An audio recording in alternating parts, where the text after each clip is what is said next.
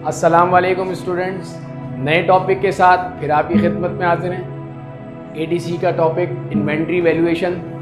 Inventory valuation में मैंने आपको लास्ट वीडियो में पीरियोडिक परपेचुअल के बारे में थोड़ा सा गाइड किया था, बताया था उसके बारे में। उसके अलावा मैंने आपको मेथड्स बताए थे कि कौन कौन से मेथड्स हैं। आज हम पीरियोडिक सिस्टम से, मैंने आपको ये भी बताया था लास्ट वीडियो में कि दो सिस्टम होते हैं, पीरियोडिक और परपेचुअल। तो अब हम पीरियोडिक सिस्टम से किस तरह से कॉस्टिंग करते हैं वो मैं आपको इसमें सिखाऊंगा। तो ये 2008 प्राइवेट का क्वेश्चन है, एडीसी कराची यूनिवर्सिटी का पेपर है ये, ठीक है, पास्ट पेपर है। इसमें हम अगर क्वेश्चन मेरे लेफ़्ट साइड पर आप देख सकते हैं, जिसमें आपको ये पूरे क्वेश्चन की पिक नज़र आ रही होगी जो आप यहाँ से देख सकते हैं। मैंने उसका यहाँ पर सोल्यूशन आपके लिए तैयार किया है ताकि आप लोग ईज़िली कॉन्सेप्ट समझ सकें।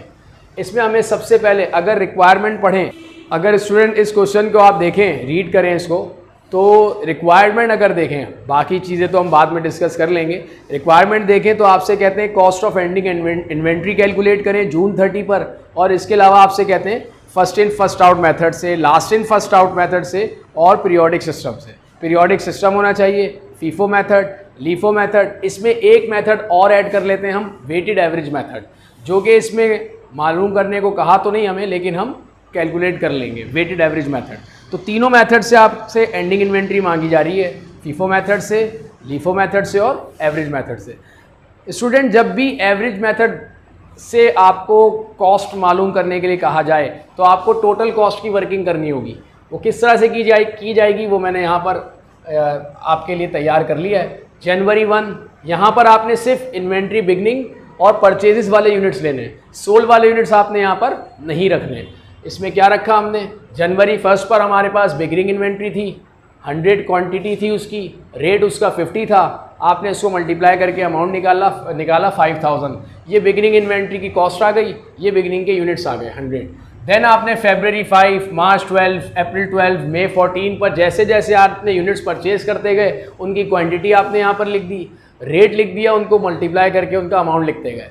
जब स्टूडेंट ये अब टोटल अमाउंट आपने प्लस कर लेना है, अमाउंट और टोटल यूनिट्स आपने प्लस कर लेने हैं, सबको सम अप कर लेना है।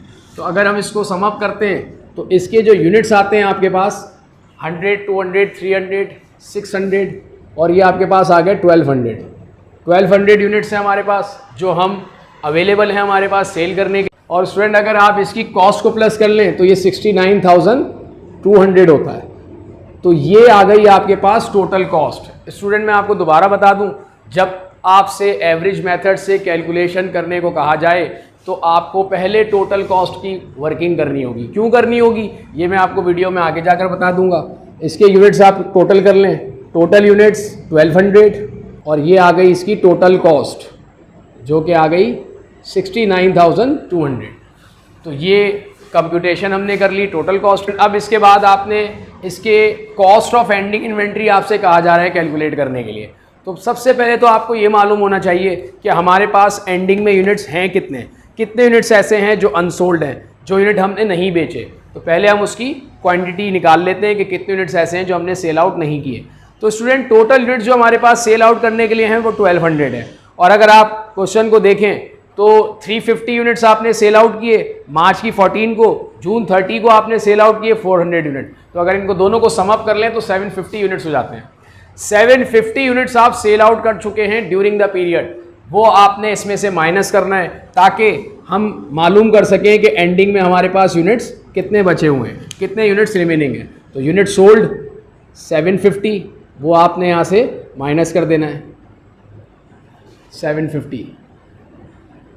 तो स्टूडेंट, माइनस करने के बाद आपके पास जो यूनिट्स रह जाते हैं एंडिंग में वो रह जाते हैं 450। ये वो 450 यूनिट्स हैं जिसकी हमें कॉस्टिंग मालूम करनी है। ये यूनिट्स एंडिंग है 450, इसकी हम अब कॉस्ट मालूम करेंगे। फीफो मेथड, लीफो मेथड और एवरेज मेथड तो रिक्वायरमेंट में नहीं है, लेकिन मैं आपको क्लियर कर दूंगा एवरेज मेथड भी। ठीक है स्टूडेंट, अब मैंने आपके लिए कॉस्ट फीफो की किस तरह से कैलकुलेट करेंगे वो मैंने यहाँ पर आपको शो कर दिया है। मारिया ट्रेडर्स जो नाम है वो आप ऊपर मेंशन कर दें, cost of ending inventory by FIFO periodic for the period ended June 30, 2008। तो स्टूडेंट, फीफो मेथड में आपको क्लियर कर दूं, FIFO method first in first out. इसमें जो यूनिट्स आप पहले परचेज करेंगे यानी पहले इन हो गए हैं वही यूनिट्स पहले आउट भी होंगे। अगर जो यूनिट आप पहले खरीदेंगे पहले बेचेंगे भी वही, सेल भी पहले वही करेंगे, तो इसका मतलब जो यूनिट्स आपके पास रिमेनिंग होंगे वो लास्ट वाले यूनिट्स होंगे, एंडिंग वाले होंगे। ठीक है स्टूडेंट्स, सबसे पहले जो आपने यूनिट्स लेने हैं फीफो मेथड से, वो ऊपर वाले नहीं लेने, क्योंकि ऊपर वाले यूनिट तो आपके सेल आउट हो चुके हैं। आपने लास्ट वाले जो यूनिट्स परचेज किए हैं पहले वो यूनिट लेने हैं। जैसे अगर आप देखें तो हमने जो परचेजिंग की वो Feb 5 पर की, उसके अलावा फिर हमने मार्च 12 को की, उसके बाद फिर हमने अप्रैल 12 को और देन मई 14 को। सबसे जो लास्ट परचेज किया हमने वो किया मई 14 को, जिसमें हमने 100 यूनिट्स परचेज किए और ईच यूनिट था 70 रुपये का। तो ये जो 100 यूनिट थे 70 वाले, ये आपने मल्टीप्लाई करके अमाउंट निकाला 7000, ये 100 यूनिट्स हुए। और स्टूडेंट हमारे पास जो यूनिट्स एंडिंग में बचे थे वो 450 थे, रिमेनिंग यूनिट्स तो हमारे पास थे वो 450 थे, तो ये तो 100 यूनिट्स हो गए। 350 यूनिट्स हमने इस और भी हमारे पास बचे हुए हैं, तो हम जब तक 450 यूनिट्स नहीं हो जाते हम ऊपर जाते जाएंगे। ऊपर मतलब जो यूनिट्स आपने परचेज किए वो लेते जाएंगे। तो अब हमने मई 14 वाले रखे 100 यूनिट्स, और अप्रैल 12 को जो हमने यूनिट्स परचेज किए थे 500, इसमें से भी आपके पास 350 यूनिट्स रिमेनिंग हैं, क्योंकि हमारे पास जो यूनिट्स बचे हुए हैं वो 450 हैं। तो 350 यूनिट्स कौन से हैं? अप्रैल 12 वाले। अप्रैल 12 वाले 350 यूनिट्स जो कि 60 ईच है, इसको आपने मल्टीप्लाई कर लिया, और मल्टीप्लाई करके बाद आपके पास जो अमाउंट आ गई वो आ गई 21,000। तो स्टूडेंट जो 450 यूनिट्स आपके पास रिमेनिंग थे एंडिंग में, उसकी कॉस्ट हमारे पास आ गई 28,000। ठीक है, तो ये आपने यहाँ लिख दिया, therefore cost of 450 units is ₹28,000। ये फीफो मेथड से हमने कॉस्ट ऑफ एंडिंग इन्वेंट्री निकाली। स्टूडेंट्स फिर अब लीफो मेथड से हम cost of ending inventory calculate कर रहे हैं पीरियोडिक सिस्टम से। Last in first out, LIFO means last in first out. जो यूनिट सबसे लास्ट में खरीदे, जो यूनिट सबसे लास्ट में बाय किए, उसको हम पहले सेल आउट करेंगे, उसको हम पहले बेचेंगे। तो स्टूडेंट अगर हम लास्ट वाले यूनिट पहले भी सेल आउट कर दें तो जो यूनिट्स हमारे पास बचेंगे वो सबसे पहले वाले, जो सबसे पहले हमने यूनिट्स परचेज किए होंगे या जो बिगिनिंग में यूनिट पड़े होंगे वो हमारे पास एंडिंग में आ जाएंगे। ठीक है स्टूडेंट, तो लास्ट वाले तो यूनिट आपने सेल आउट कर दिए। अच्छा, अगर हम लीफो मेथड से बात करें तो सबसे जो पहले यूनिट्स होंगे वो हमारे पास बैलेंस में उतरेंगे, वो यूनिट्स हमारे पास बचे हुए होंगे जो कि एंडिंग के यूनिट्स होंगे। तो उस पर अगर आ जाएं तो जनवरी 1 पर देखें बिगिनिंग इन्वेंट्री थी हमारे पास 100 यूनिट्स और एक यूनिट था 50 रुपए का, यानी पर यूनिट उसकी कॉस्ट थी 50 रुपए। 100 यूनिट्स क्वांटिटी थी, रेट था 50, इसको आपने मल्टीप्लाई कर दिया तो 5000 हो गया। फिर आपके पास परचेज जो आपने किए थे Feb 5 पर 200 यूनिट्स एट अ रेट 55, ये मल्टीप्लाई कर दिया आपने 11,000 रुपये, ये हो गया। उसके बाद फिर ये तो 300 हुए, 100 और 200 300 हो गए, 150 यूनिट्स और भी बचे होंगे क्योंकि एंडिंग में यूनिट्स ही हमारे पास 450 हैं। अब जो आपने सेकंड परचेजेस की मार्च 12 को जो कि 300 यूनिट्स थे, ये 300 पूरे यूनिट्स एंडिंग में नहीं है क्योंकि इसमें से 150 यूनिट्स तो हम सेल आउट कर चुके हैं, 150 यूनिट्स हमारे पास रिमेनिंग में है क्योंकि हमें 450 यूनिट करने हैं, 450 यूनिट्स करने हैं, तो 300 तो यहाँ हो गए, 100 और 200, अब बचे 150 यूनिट्स, और जो ये 150 यूनिट्स बचे वो 54 वाले हैं, 150 यूनिट्स 54 वाले, जिसकी अमाउंट आ गई 8100। तो स्टूडेंट जो टोटल यूनिट्स हमारे पास एंडिंग में बचे हुए लीफो मेथड से वो 450 यूनिट्स हैं, इसको हमने टोटल कर लिया, और जो उसकी कॉस्ट आ रही है वो आ रही है 24,100। तो स्टूडेंट ये कॉस्ट हो गई, cost of 450 units is ₹24,500, sorry 24,100। Student अब हम एवरेज मेथड से, वेटेड एवरेज मेथड से cost of ending inventory calculate कर रहे हैं।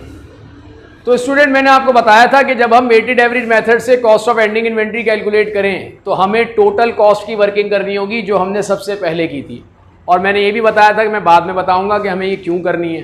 तो एवरेज मेथड के लिए वो कंपलसरी है, इसलिए क्योंकि जब आप एवरेज मेथड से कॉस्ट ऑफ एंडिंग इन्वेंट्री निकालेंगे तो आपको पर यूनिट कॉस्ट निकालनी होगी सबसे पहले, यानी एवरेज यूनिट कॉस्ट निकालनी होगी, और उस एवरेज यूनिट कॉस्ट के लिए आपको टोटल कॉस्ट चाहिए होगा और टोटल यूनिट्स चाहिए होगा। तो वो टोटल कॉस्ट और टोटल यूनिट्स कहाँ से आएगा, तो उसके लिए हमने सबसे पहले जो वर्किंग की थी वहाँ टोटल कॉस्ट हमारे पास आ रही थी 69,200, और जो टोटल यूनिट्स से हमारे पास अवेलेबल फॉर सेल वो थे 1200, तो उससे हम निकालेंगे per unit cost 69,200 divide by total units. Total units कितने हमारे पास 1200, 69,200 डिवाइड बाय 1200। तो student total cost 69,200 divide by 1200 units, तो हमारे पास जो टोटल पर यूनिट कॉस्ट आ गई वो आ गई 57.666। तो 67 कर दें, 2 डिजिट राउंड ऑफ कर दें इसको, पर यूनिट आपको पड़ गया 57.67। तो student cost of ending inventory आपने कैसे कैलकुलेट करनी है, तो ये उसका फॉर्मूला आ गया। एंडिंग यूनिट्स जो कि हमें पता है 450 यूनिट्स ऐसे थे जो सेल आउट नहीं हुए थे, अनसोल्ड थे, और जो उसकी पर यूनिट कॉस्ट थी वो हमने निकाली 57.67। तो आप इनने इसको मल्टीप्लाई कर देना है दोनों को, देखें अमाउंट, तो अमाउंट इसका आ गया 25,920। ये आ गई इसकी कॉस्ट ऑफ एंड। स्टूडेंट तो मैं आपको एक बहुत ही इंटरेस्टिंग चीज़ बताने लगा हूं जिससे आप क्वेश्चन वेरीफाई भी कर सकते हैं कि आपने ये सही अटेम्प्ट किया या नहीं। उसके लिए आपको जो मैं अब बात बताऊंगा वो गौर से सुनना है। Student FIFO method, first in first out, इसमें जो यूनिट आप पहले परचेज करते हैं वो पहले सेल आउट भी करते हैं। तो जो यूनिट्स आपके पास रिमेनिंग बचते हैं वो बचते हैं एंडिंग वाले। और नॉर्मली इन्फ्लेशन में जैसे जैसे टाइम गुजरता चला जाता है, यूनिट्स जो आप परचेज करते हैं उसकी कॉस्ट भी बढ़ती चली जाती है। तो जाहिर सी बात है कि अगर आपने पहले वाले यूनिट पहले सेल आउट कर दिए तो जो यूनिट्स आपके पास बच रहे होंगे वो एंडिंग वाले बच रहे होंगे, बाद में वाले जो खरीदे होंगे वो बचे होंगे, और बाद वाले यूनिट्स होंगे महंगे, वो होंगे कॉस्टली। तो इस वजह से आपकी जो कॉस्ट आ रही होगी एंडिंग इन्वेंट्री की फीफो मेथड से वो ज़्यादा आ रही होगी, जो कि आपकी 28,000 आई थी। LIFO method, last in first out, इसमें लास्ट वाले यूनिट आपने पहले सेल कर दिए, यानी जो कॉस्टली यूनिट थे वो पहले सेल आउट किए, तो जो रिमेनिंग यूनिट्स बचे वो बचे आपके पास बैलेंस में पहले वाले, जो कि सस्ते खरीदे हुए होते हैं। पहले वाले यूनिट्स सस्ते होते हैं, उसकी कॉस्ट कम होती है, इसीलिए लीफो मेथड से अगर आपने कॉस्ट निकाली तो हमारी वो आई 24,100। और एवरेज की बात करें तो फिर एवरेज मेथड में कॉस्ट इन दोनों के बिटवीन आएगी। 28,000 फीफो में आ रही थी, लीफो में आ रही थी 24,100, इनके बिटवीन आएगी यानी 25,920। और 99.99% ये तरीका होगा क्वेश्चन चेक करने का कि फीफो मेथड से कॉस्ट ऑफ एंडिंग इन्वेंट्री ज़्यादा आ रही होगी, लीफो से कॉस्ट ऑफ एंडिंग इन्वेंट्री कम आ रही होगी, और एवरेज से कॉस्ट ऑफ एंडिंग इन्वेंट्री इन दोनों के बीच में आ रही होगी। अगर स्टूडेंट ऐसा हो गया तो आपका मोस्ट प्रोबेबली ये कॉस्ट निकालने का जो मेथड है वो ठीक हो जाएगा। ठीक है स्टूडेंट, तो अब नेक्स्ट अगर हम रिक्वायरमेंट देखें तो कंपैरेटिव इनकम स्टेटमेंट हमसे रिक्वायरमेंट में मांग रहा है, जिसमें ग्रॉस प्रॉफिट हमें निकालना है। कंपैरेटिव स्टेटमेंट क्या होता है स्टूडेंट्स, जिसमें हमें तमाम मेथड्स फीफो, लीफो और वेटेड एवरेज, जो कि उसने मांगा नहीं था लेकिन मैंने बताया आपको कि मुझे ये रिक्वायरमेंट में आपको चूंकि सिखाना था तो मैंने यहाँ पर मेंशन कर दिया। अब आपने यहाँ पर कंपैरेटिव इनकम स्टेटमेंट बनानी है। इनकम स्टेटमेंट बनानी है तो इसके लिए आपको सेल्स मालूम होनी चाहिए। सेल्स कैसे आएगी, तो स्टूडेंट्स अगर आप क्वेश्चन को रीड करें तो मार्च 14 पर और जून 30 पर हमने 2 बार यूनिट सेल किए। एक बार 350 यूनिट सेल आउट किए 100 रुपी पर यूनिट, जून 30 पे हमने सेल आउट किए 400 यूनिट 110। तो आपने इन दोनों को मल्टीप्लाई करके सम अप कर लेना है, जो यहाँ पर मैंने एक्सप्लेन कर दिया है। 350 इंटू 100 प्लस 400 इंटू 110, जो कि 79,000 हो गया। 79,000 सेल हो गई फीफो से, लीफो से, एवरेज से। कॉस्ट ऑफ गुड्स सोल्ड इसमें से माइनस कर दें। कॉस्ट ऑफ गुड्स सोल्ड कैसे निकालते हैं वो आपने जिस बच्चों का बैकग्राउंड इंटर कॉमर्स का है वो अच्छी तरह से पता होगा, उन्हें फर्स्ट ईयर में फाइनेंस सेमेस्टर में देख चुके हैं।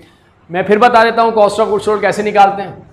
कॉस्ट ऑफ गुड्स सोल्ड होती क्या है, जो चीज़ हमने सेल आउट की उसकी कॉस्ट, उसको हम कहते हैं कॉस्ट ऑफ गुड्स सोल्ड। कैसे निकालेंगे, इन्वेंट्री बिगनिंग जो कि गिवन है आपको 100 यूनिट्स पर यूनिट 50 का था, मल्टीप्लाई कर दें 5,000 हो गया। परचेजेस, जितनी बार आपने परचेजेस की, तो टोटल हमने इस क्वेश्चन में देखें अगर तो 4 टाइम परचेजेस किए हैं, February 5, March 12, April 12 और May 14। जितने यूनिट्स आपने परचेज किए और जो उसका पर यूनिट था उन्हें मल्टीप्लाई कर लिया हमने, तो ये आ गया हमारे पास 74,200 फीफो से, लीफो से और एवरेज से। इनको आपने समअप कर लिया, 5,000 प्लस 74,200, ये हो गई 79,200, जिसे हम नाम देंगे merchandise available for sale. Merchandise available for sale क्या होता है कि ये वो यूनिट्स हैं जो आपके पास सेल आउट करने के लिए रखे हुए हैं। इसमें से माइनस कर दें इन्वेंट्री एंडिंग। इन्वेंट्री एंडिंग क्या होती है?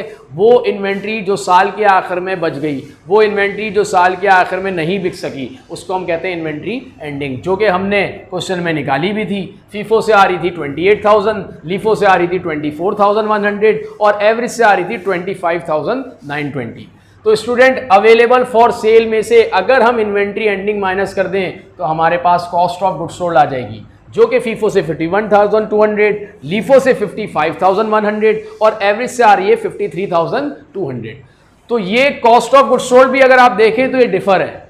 उसकी भी वजह मैं आपको यहाँ क्लियर कर दूं। फीफो मेथड में पहले वाले यूनिट पहले सेल आउट हो जाते हैं, यूनिट बचते हैं लास्ट वाले। पहले वाले जब पहले सेल आउट हो जाते हैं तो वो सस्ते वाले यूनिट सेल आउट होते हैं, इसलिए उनकी कॉस्ट कम होती है। इसलिए फीफो से कॉस्ट ऑफ गुड्स सोल्ड देखें कम आ रही है 51,200। लीफो में लास्ट वाले यूनिट पहले सेल आउट करते हैं, यानी महंगे वाले सेल आउट करते हैं, और महंगे वाले सेल आउट की वजह से कॉस्ट उसकी ज़्यादा होती है, इसलिए उसकी कॉस्ट ऑफ गुड्स सोल्ड ज़्यादा आ रही है। और एवरेज में फिर वही बात कि फीफो से कॉस्ट ऑफ गुड्स सोल्ड ज़्यादा आएगी एवरेज में, और लीफो से कम आ रही होगी, जो कि 53,280 हो गया। ये माइनस करने के बाद ये कॉस्ट ऑफ गुड्स सोल्ड आ गई। देन सेल में से आपने माइनस कर देना है कॉस्ट ऑफ गुड्स सोल्ड। तो फीफो मेथड से आपका ग्रॉस प्रॉफिट आया 27,800, लीफो से आया 23,900 और एवरेज से आया 79,000 माइनस 53,280 टू 25,720। फिर वही फीफो में कॉस्ट ऑफ फीफो में आपका जो ग्रॉस प्रॉफिट होगा वो सबसे ज़्यादा, लीफो में ग्रॉस प्रॉफिट सबसे कम और एवरेज में ग्रॉस प्रॉफिट इनके दरमियान आएगा। ठीक है, अगर ये इसलिए हो रहा है क्योंकि जब कॉस्ट जाहिर सी बात है फीफो में कम आएगी तो प्रॉफिट ज़्यादा आएगा, लीफो में कॉस्ट ज़्यादा आएगी तो प्रॉफिट कम आएगा, और एवरेज में फिर वही, चूँकि कॉस्ट इनके दरमियान थी, इन बिटवीन थी, इसलिए प्रॉफिट भी इनके इन बिटवीन होगा। तो स्टूडेंट मुझे उम्मीद है कि आप लोग को ये मेरी वीडियो पसंद आई होगी, आपको कॉन्सेप्ट भी समझ में आ गया होगा पीरियोडिक सिस्टम से, किस तरह से हम कॉस्ट ऑफ एंडिंग इन्वेंट्री, किस तरह से हम ग्रॉस प्रॉफिट कैलकुलेट करते हैं। मैंने तीनों मेथड यहाँ पर आपके लिए एक्सप्लेन कर दिया ताकि आप लोग इसको अच्छी तरह समझ सकें। स्टूडेंट, अगर आपको मेरी ये वीडियो अच्छी लगी तो इसको ज़रूर सब्सक्राइब कर दीजिएगा। फिर मिलते हैं आपसे, जल्द मुलाकात होगी नए टॉपिक के साथ। तब तक के लिए अल्लाह हाफ़िज़।